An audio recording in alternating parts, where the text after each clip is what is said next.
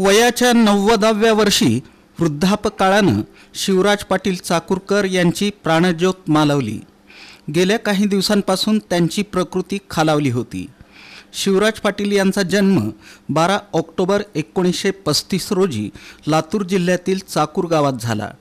त्यांनी सन 2004 ते 2008 या काळात केंद्रात गृहमंत्री पद भूषवलं।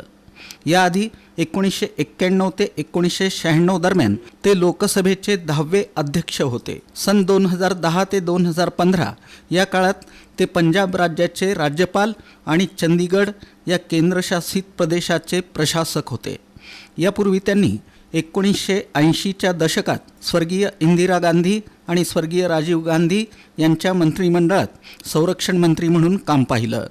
सन 2008 मध्ये 26 नोव्हेंबर रोजी मुंबईवर झालेल्या दहशतवादी हल्ल्यानंतर झालेल्या व्यापक टीकेनंतर शिवराज पाटील यांनी 30 नोव्हेंबर 2008 रोजी गृहमंत्रीपदाचा राजीनामा दिला। या हल्ल्यांना कारणीभूत ठरलेल्या सुरक्षेतील त्रुटींची नैतिक जबाबदारी त्यांनी स्वीकारली होती।